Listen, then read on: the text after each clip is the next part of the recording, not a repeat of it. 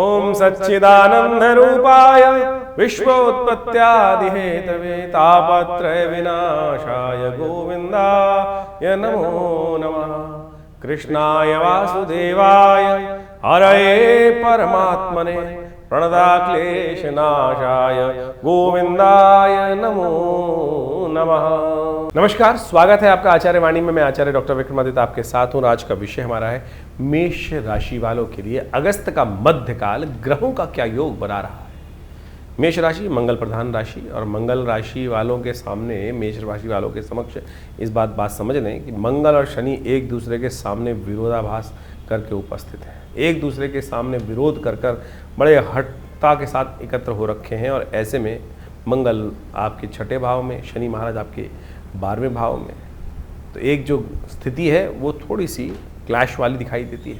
तो मेष राशि वालों, मन को शांत करते हुए कार्य करने का आपको प्रयास करना चाहिए। इन दिनों कई ग्रहों का परिवर्तन का योग बन रहा है। सूर्य परिवर्तन के लिए बड़ा महत्वपूर्ण योग बनाते दिखाई दे रहे हैं, स्वग्रही होते जा रहे हैं, अपने घर में पूरी तरह से बनाने का योग बना रहे हैं। और ऐसे में सूर्य का ये परिवर्तन आपकी राशि के दृष्टिकोण से कई बड़े युति आपके लिए बनाता दिखाई देगा, कई महत्वपूर्ण परिवर्तन लाने के योग बनाता दिखाई देगा। बुध महाराज इस वक्त जो परिवर्तन का योग बनाते दिखाई दे रहे हैं, सूर्य बुध आदित्य योग बनाते दिखाई दे रहे हैं, सूर्य के साथ मार्गी होते दिखाई दे रहे हैं। ये आपके लिए एक और सोने पे सुहागा योग है कि चीज़ों को सुव्यवस्था की तरफ आप ले जाने का प्रयास जो कर रहे हैं, वो कई मामलों में प्रयास आपका सफलता की तरफ आगे ले जा सकता है। बस क्रोध पर विजय प्राप्त करने की ज़रूरत है। इस वक्त आपकी राशि के दृष्टिकोण से कई ग्रह आपकी सपोर्ट में हैं। बस ध्यान ये रखना है, आपको बहुत ज़्यादा सोच विचार कर कार्य करना है और माँ भगवती की सुंदर उपासना करने का प्रयास करें।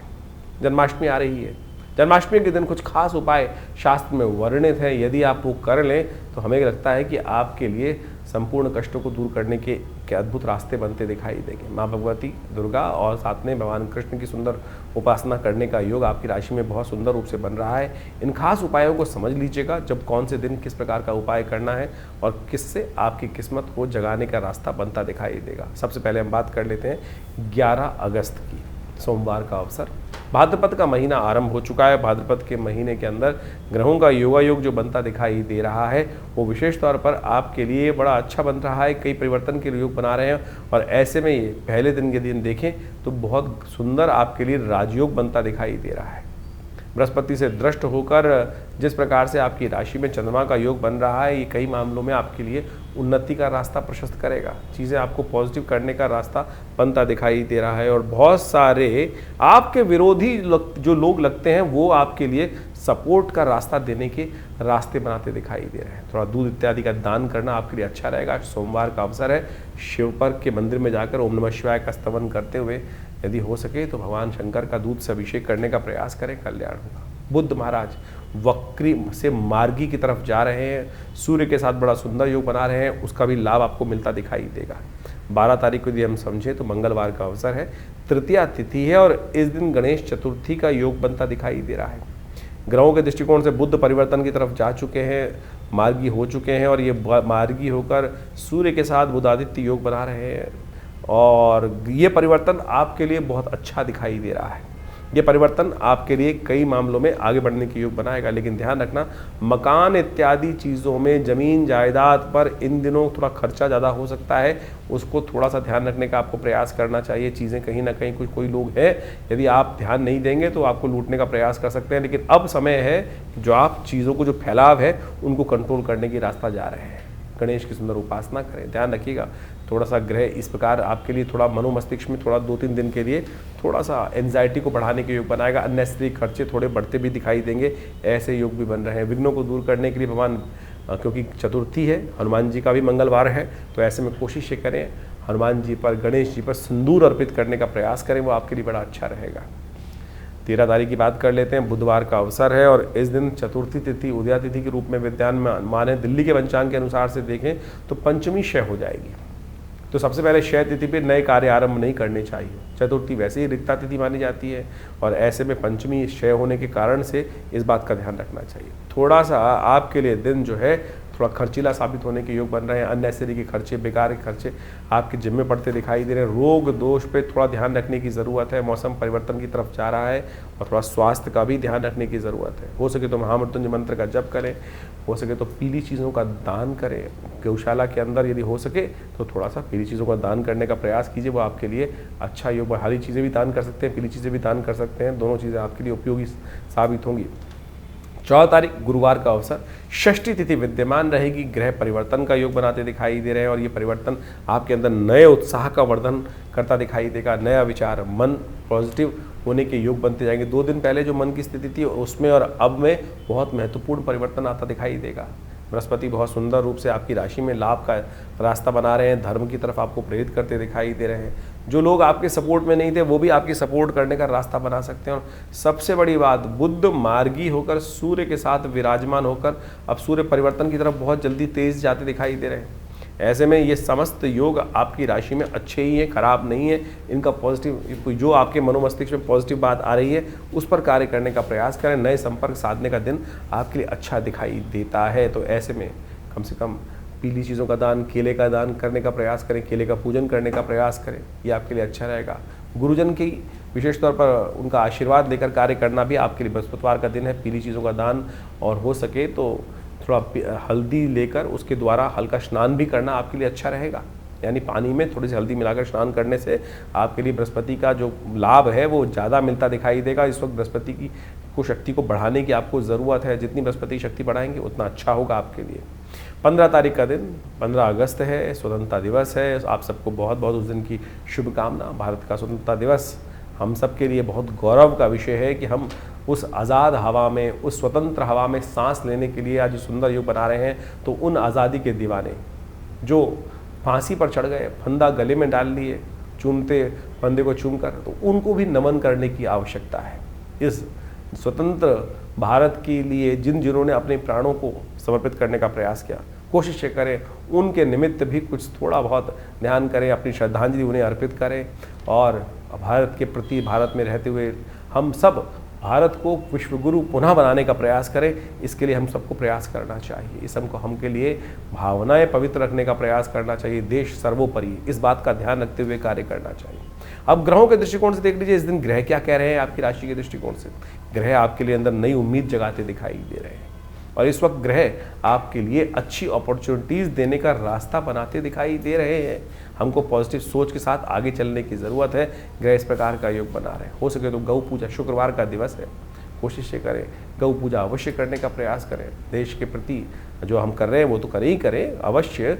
आपकी राशि के दृष्टिकोण से इस दिन ग्रह आपके अनुकूल दिखाई देते हैं, अच्छे। लेकिन ध्यान रखिएगा, भद्रा का योग है।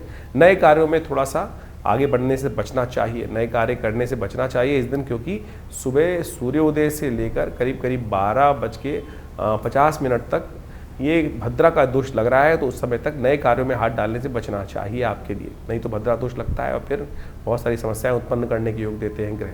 16 तारीख शनिवार का अवसर, बहुत सुंदर तिथि है। भगवान कृष्ण का जन्मोत्सव है, जन्माष्टमी है और इस बार तो शुद्ध रूप से उपस्थित है। ग्रहों की गणना के अनुसार से यदि हम देखें तो इस दिन चंद्रमा आपकी राशि में बहुत सुंदर रूप से उच्च के विराजमान होने जा रहे हैं। हमको सुंदर रूप से आपकी राशि के दृष्टिकोण से आशीर्वाद से मेवा प्राप्त करने के योग दिखाई देते हैं। इस दिन भगवान कृष्ण की जन्माष्टमी का सुंदर योग बन रहा है और बहुत सारे मतभेद रहते हैं जन्माष्टमी के दिन। ऐसा कोई मतभेद इस दिन नहीं रहने वाला है। 16 अगस्त को इस बार जन्माष्टमी का सुंदर योग बन रहा है और जन्माष्टमी का योग ग्रहों के दृष्टिकोण से इस बार सबके लिए, स्मार्ट, वैष्णव, सब लोग शनिवार, कोई मतभेद नहीं रहेगा। आमतौर पे बहुत सारे मतानुसार कई बार मतभेद उत्पन्न हो जाते हैं कि हम हमारे आचार्यों के अनुसार से इस योग में माना जाए, इस योग में माना जाए।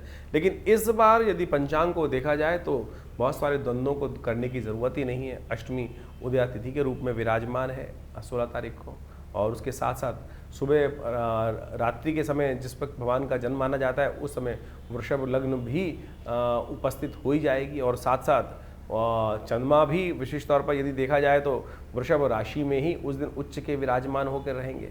और इसके साथ साथ एक बात, ग्रहों का योगायोग और भी बड़ा सुंदर ये बन रहा है कि रोहिणी नक्षत्र वो भी रात्रि के अंतिम पहर में जाकर भोर काल से पहले पहले उपस्थित होने के योग बना लेगा, दिल्ली के पंचांग के अनुसार से देखें तो बहुत सारे ग्रहों का योगा योग इसी प्रकार से बन रहा है। तो क्या स्मार्ट, क्या वैष्णव, क्या संप्रदाय, समस्त लोगों के लिए ये सुंदर तिथि है। भगवान सुंदर का अभिषेक करें, भगवान का विशेष तौर पर पूजन करें। ओम नमो भगवते वासुदेवाय पुरुष सूक्त के द्वारा भगवान को सुंदर रूप से स्नान कराएं और उनका पूजन करें। षोडश विधि के अनुसार से षोडश जो हमारे पूजा पाठ के तरीके हैं उन सब के द्वारा सहस्रसी रेखा पुरुखा सहस्राक्ष सहस्रपात सभो में गंग सर्वात्मत्वात्रोतिष्ठ, इसी के द्वारा भगवान का अभिषेक दूध से, दही से, समस्त पंचामृत से भगवान का अभिषेक कराकर भगवान को वस्त्र अलंकृत करते हुए सुंदर रूप से भगवान का स्तवन करना। कहा जाता है कि आप कुछ और करें ना करें, कम से कम भगवान की जन्माष्टमी के अवसर पर भाद्रपद मास के कृष्ण पक्ष की अष्टमी के दिन अवश्य उपवास रखें।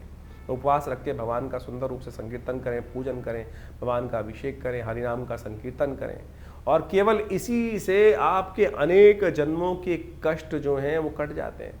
उपवास रखिए। उपवास का मतलब केवल भूख हड़ताल नहीं होता है। आजकल बहुत सारी समस्याएं क्या हो गई, उपवास लोग करने की जहाँ बात की जाती है तो खाना पीना छोड़कर बैठ जाते हैं। उपवास का मतलब कतई भूख हड़ताल नहीं है। व्रत का मतलब कुछ और है। व्रत का मतलब तो विशेष तौर पर कुछ लोगों ने ऐसा बना दिया कि भैया आज भोजन नहीं करेंगे। मुझे वो बताइए, मैं सीधी तरह से, उपवास करनी बहुत अच्छी, व्रत करना एक बहुत बढ़िया सिद्धांत है। खाना भी ना खाएं तो ठीक है, विश्राम मिलना चाहिए। लेकिन एक बात, छोटी सी बात समझने की आवश्यकता है। आपका बच्चा यदि सुबह से लेकर शाम तक कोई बात कर रहा हो, पर ये चाहिए, पिताजी ये चाहिए, माताजी ये चाहिए, और सुबह से लेकर दोपहर तक, रात तक खाना ना खाए, तो मुझे एक बात बताएं, क्या माता पिता प्रसन्न होंगे? या माता पिता विशेष तौर पर उनका खून नहीं चलेगा कि बच्चा खाना नहीं खा रहा है, और भगवान आपके माँ बाप प्रसन्नता से अपने जीवन यापन कर पाएंगे? नहीं कर पाएंगे। तो शास्त्र में कुछ भ्रांतियां उत्पन्न हो गई हैं। लोगों ने भूख हड़ताल को व्रत मान लिया है। व्रत का वास्तविक अर्थ जो है वो है उपवास। वास का मतलब है रहना, उप यानी जहाँ से हो, जहाँ रह रहे हो वहाँ से हटने का प्रयास करो, कहीं और वास करो, वहाँ से अपने आप को उठाओ और प्रभु के सानिध्य में जाकर वास करने का प्रयास करो। शांति से प्रभु का स्मरण करो, सात्विकता के साथ रहो, प्रभु के श्री चरणों में निवास करो, तब तो व्रत हुआ, तभी तब तो उपवास हुआ। नहीं तो केवल भूख हड़ताल हुई, नहीं तो जिद हो गई।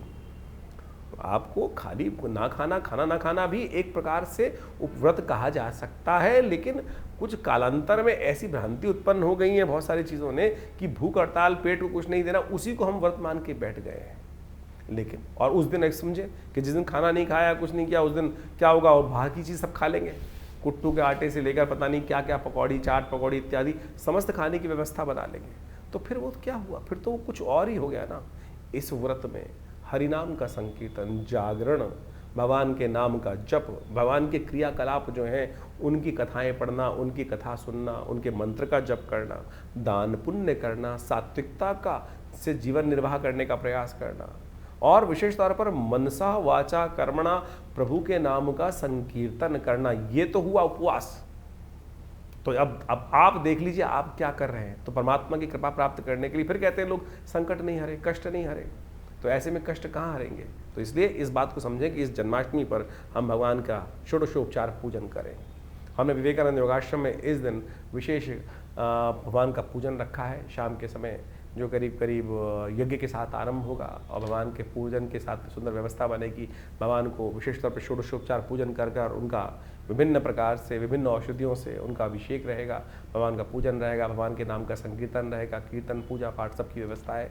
आप अवश्य भगवान के नाम के संकीर्तन में उस दिन पधारें। आश्रम पे, विवेकानंद योगाश्रम में प्रभु की कृपा से सुंदर कल्याण का अवसर बनेगा। भगवान के नाम का संकीर्तन कर कर हमारे इस आश्रम पे, जिसमें पिछले करीब करीब आप मान के चलें 50-60 सालों से नित्यप्रति 8 घंटे यज्ञ होता है। माँ भगवती का सुंदर श्री विग्रह, इस दिन भगवती दुर्गा का भी प्राकट्य उत्सव है।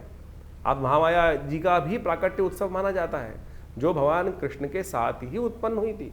भगवती दुर्गा की उपासना इस दिन विशेष तौर पर की जानी चाहिए, और भगवती दुर्गा के साथ साथ भगवान कृष्ण की सुंदर उपासना कर कर इस संसार में शांति स्थापित करने के लिए, कष्टों को निवारण करने के लिए, बिना भगवती की, बिना शक्ति की उपासना किए बिना भगवान की कृपा नहीं होती।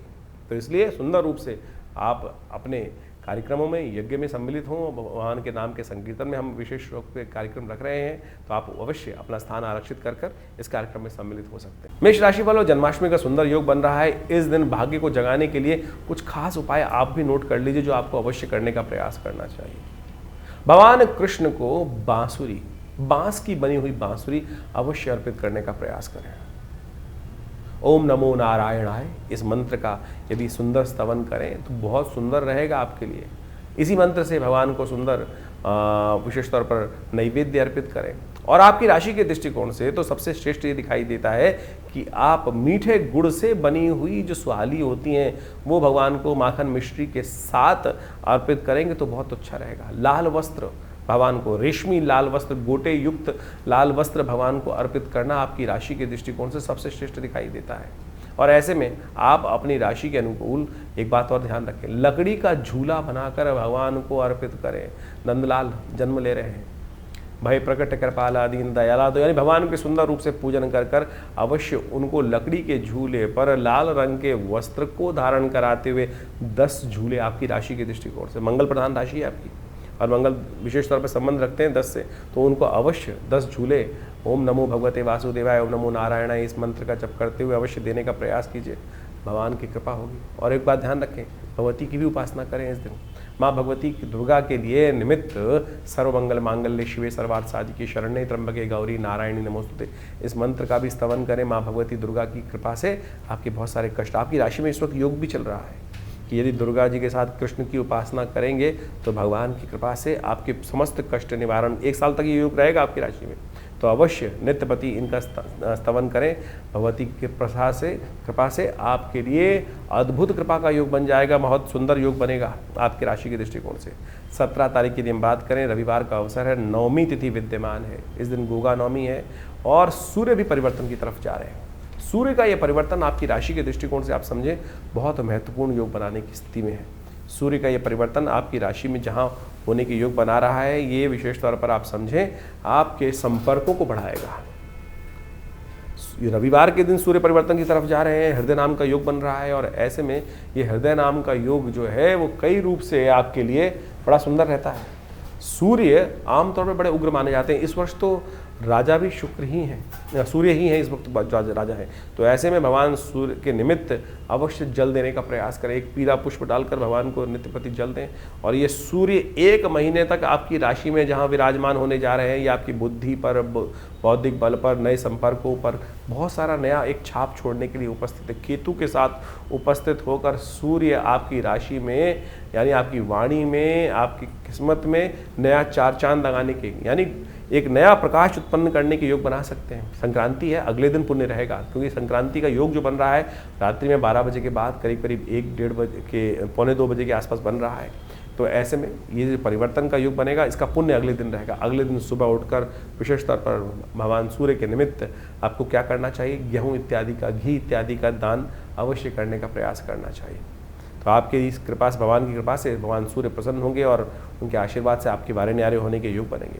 18 तारीख सोमवार का अवसर, दशमी तिथि विद्यमान है और इस दिन ग्रहों का योगा योग यदि हम आपकी राशि के दृष्टिकोण से देखें तो वो आपकी राशि के दृष्टिकोण से जो बनता दिखाई दे रहा है वो बड़ा महत्वपूर्ण आपकी राशि में बनता दिखाई दे रहा है। ये पुरुषार्थ से लाभ मिलता दिखाई दे रहा है और आपकी राशि में आएगा नए नए पुरुषार्थ करने का अवसर आपके जिम्मे मिलेगा। ऐसे में ध्यान रखिएगा, सुबह सुबह यदि आप एक काम करें, जो भी कार्य में विघ्न आ रहा हो, माँ भगवती कृपा से उनका आशीर्वाद देकर, माता पिता को प्रसन्न कर कर उनका आशीर्वाद देकर जो कार्य करोगे ना, तो बहुत सुंदर आपकी राशि से ऐसा योग बन रहा है कि बृहस्पति के साथ चंद्रमा विराजमान होने जा रहे हैं आपके दिन। और ऐसे में यदि माँ भगवती दुर्गा की उपासना करते हुए, शिव शक्ति की उपासना करते हुए जो भी काम करोगे ना, माता पिता के साथ आशीर्वाद लेकर जो भी काम करोगे, उसमें वारे न्यारे होने निश्चित तौर पे दिखाई देता है। तो इसको अवश्य साधने का आपको प्रयास करना चाहिए। ध्यान रखिएगा, सुबह 6:22 से भद्रा का योग है और शाम के करीब 5:30 बजे तक रहेगा। तो नए कार्यों में ना हाथ डालें, बाकी सब चीज़ बढ़िया से करने का प्रयास करें, कोई दिक्कत नहीं। 19 तारीख का दिन आपके लिए मंगलवार का दिन, एकादशी का दिन एक नई योगों को लेकर आया है और ये आपके लिए कई बार से हम देखें तो कम से कम 90% दिन आपके लिए पॉजिटिव दिखाई देता है। बस बेकार के क्रोध से बचिएगा। छोटी छोटी बातों में अनक तुनक मिजाजी जो है, ओवर एग्जर्शन जो है, ओवर एंजाइटी जो है, वो कहीं ना कहीं आपको परेशान नहीं करे, इस बात का ध्यान रखें। बाकी दिन बहुत अच्छा है, हम कहेंगे ओवरऑल यदि देखा जाए तो 95% दिन आपके लिए बढ़िया दिखाई देता है। कोई भी कार्य में हाथ डालना भगवान की कृपा से आपके लिए सुंदर योग बनाता दिखाई दे रहा है। अजा एकादशी है, भगवान का सुंदर स्तवन करने का दिवस है। भगवान हनुमान जी के साथ भगवान विष्णु की सुंदर उपासना करें, व्रत रखें, भगवान का सुंदर पूजन करें, भगवान का चरणामृत ग्रहण करें, पंचामृत ग्रहण करें। कहा गया है ना, अकाल मृत्यु हरणम सर्वव्याधि विनाशनम विष्णु पादोत्कम पित्वा पुनर्जन्म न विद्यते। तो सुंदर रूप से भगवान की सुंदर उपासना करके, का पूजन करके, उनका आशीर्वाद लेते हुए कार्य करना आपके लिए दिन बहुत अच्छा दिखाई देगा। यदि हम बात करें 20 तारीख के दिन, तो बुधवार का अवसर द्वादशी तिथि विद्यमान है और ग्रह नक्षत्रों के दृष्टिकोण से ओवरऑल दिन आपके लिए अच्छा दिखाई देता है। लेकिन ध्यान ये रखना पड़ेगा, स्वार्थ बनना पड़ेगा। कई बार क्या होता है कि हम उदारता बहुत ज़्यादा करते हैं और स्वार्थी बनना रुक जाते हैं। और मेष राशि वालों के साथ समस्या क्या है कि वो बहुत जल्दी भावनाओं में बह जाते हैं। बहुत सारे लोग इनको बरगलाने का प्रयास करते हैं और उसमें कहीं ना कहीं ये इमोशनली फंस जाते हैं। बच्चे वाला स्वभाव है, थोड़ा ध्यान रखते हुए कार्य करें। आप थोड़ा वैसे तो लालच नहीं करना चाहिए, लेकिन लालच नहीं, स्वार्थी बनना लालच नहीं होता है। स्वार्थी बनते हुए कह रहे अपने कामों को प्रायोरिटी पे करने का प्रयास करें। इस बात का ध्यान रखेंगे तो अच्छा रहेगा, पॉजिटिव चीज़ें आपके लिए बनती दिखाई देंगी। द्वादशी है इस दिन और साथ साथ गोवत्स द्वादशी है। गाय गौशाला में जाकर गाय के बच्चे को कुछ हरा चारा इत्यादि या गुड़, सबसे श्रेष्ठ रहेगा गुड़ आपकी राशि के दृष्टिकोण से।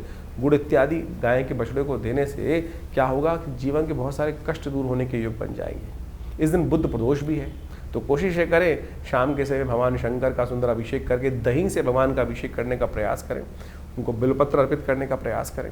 यदि किसी व्यवसायिक कार्य में कोई बाधा आ रही है तो उसको ठीक करने का ये अद्भुत उपाय है। तो ग्रहों का योगा योग आपने समझा। इस वक्त भाद्रपद का महीना चल रहा है और भाद्रपद के महीने में जो ग्रहों का योगा योग परिवर्तन का योग बनाएगा वो तो आपके समक्ष ही है। लेकिन एक विशेष योग बन रहा है कि इस भाद्रपद में 5 रविवार का योग बन रहा है और इस बार राजा भी सूर्य ही हैं, पूरे जो विश्व के राजा है, संवत के राजा हैं।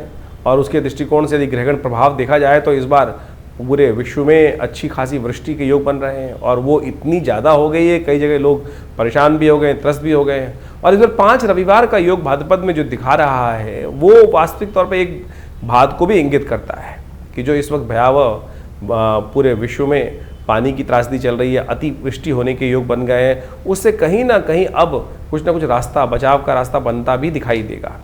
लेकिन ये कहीं ना कहीं प्रकार से जो भाद्रपद महीने में यदि 5 रविवार पड़ जाए तो एक बात कही जाती है, युद्ध की आशंका, युद्ध की अफवाहें, कहीं ना कहीं मतभेद बहुत ज़्यादा कहीं ना कहीं संसार में बढ़ जाते हैं और कहीं ना कहीं आपस में मनभेद भी होने लगते हैं। इस वक्त विश्व में जिस प्रकार से जो योगा योग बन रहा है वो कहीं ना कहीं आपदाओं का संकेत भी देता दिखाई दे रहा है। और ऐसे में जो अन्न आदि के संबंध में जो कार्य करते हैं उनको भी थोड़ा सावधान रहना चाहिए। तेजी का माहौल बनता दिखाई दे रहा है। विभिन्न अन्न के क्षेत्र जितने भी हैं, खाद्य पदार्थ जितने हैं, गेहूँ इत्यादि, चावल इत्यादि और बहुत सारी और भी जितनी चीज़ें हैं, उन सब में कहीं ना कहीं जो अतिवृष्टि के कारण से जो योग बनते दिखाई दे रहे हैं वो कहीं ना कहीं महंगाई को बढ़ाने की तरफ योग बनाते दिखाई दे रहे हैं। ऐसे में आपकी राशि के दृष्टिकोण से जो योग बन रहे हैं वो आपने अच्छे से समझें। ग्रहों के प्रभाव को जितने जल्दी हम समझ लें और उसके अनुसार से अपने जीवन में सही रास्ता पकड़ लें, ये ज्योतिष का चमत्कारिक प्रभाव है।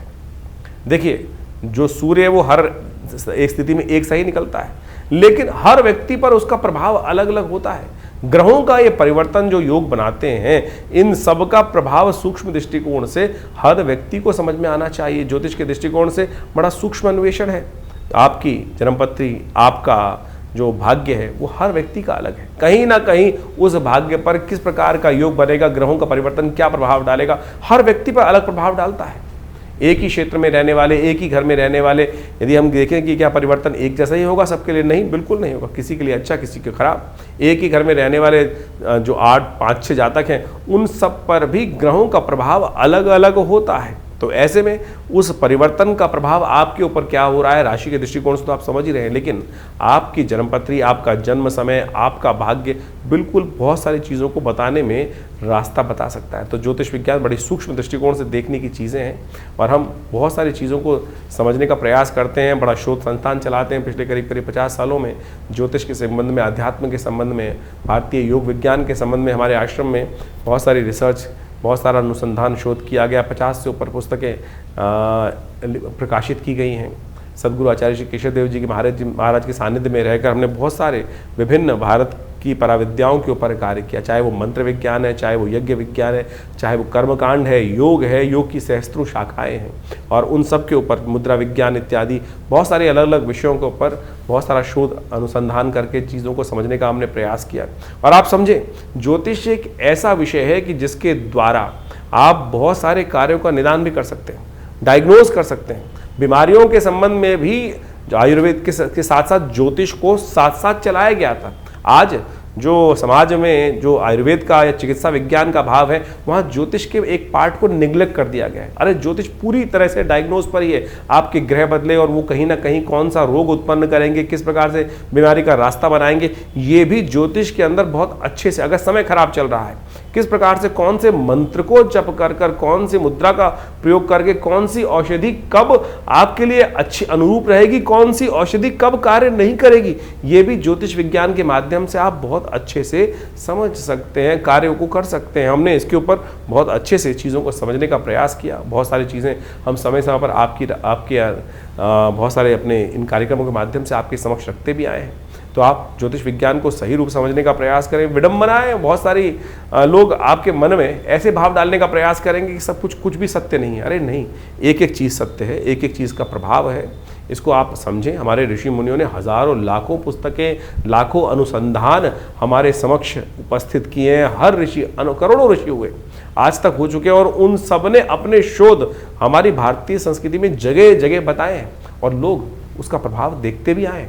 और हमने खुद देखा, बहुत सारे महामृत्युंजय मंत्र इत्यादि बहुत सारे अनुष्ठान जो समय समय पर करते हैं, उनका प्रभाव बहुत प्रत्यक्ष रूप से होता है। चाहे वो जीवन के स्वास्थ्य संबंधी समस्याएं, चाहे वो जीवन की किसी भी पहलू से संबंधित समस्या है, उसका निदान करने के लिए विभिन्न मंत्रों के माध्यम से, विभिन्न उपायों के माध्यम से, चाहे वो रत्न है, चाहे वो विभिन्न उपाय हैं, चाहे वो दान है, चाहे वो पुण्य है, चाहे वो औषधि है, चाहे वो ध्यान है, इन सबको मार्ग अपना सकते हैं। और तो और मुद्राएं तो अपने आप में चमत्कारी प्रभाव दिखाती हैं।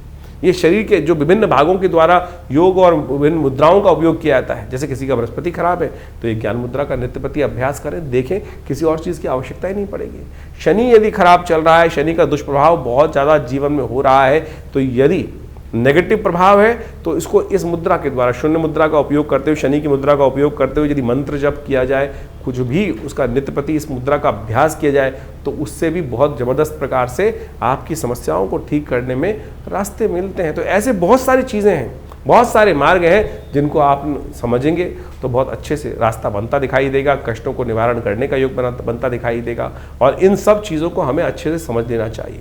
बहुत सारे लोग, ये कहानियाँ नहीं है, पुराण इत्यादि में जो रहस्य बताए गए हैं वो कतई किसी प्रकार भी कहानियाँ नहीं है, लेकिन उनके पीछे उसका आदि भौतिक, आदि दैविक रहस्य छुपा हुआ है। उन रहस्यों को हमको समझना चाहिए। अभी सावन का महीना समाप्त हुआ, सावन में भगवान का जैसे रुद्राभिषेक करते हैं, रुद्राभिषेक करते हुए भगवान पर विभिन्न प्रकार से भगवान को स्नान कराया जाता है, कभी दूध से, कभी दही से, कभी भस्म से।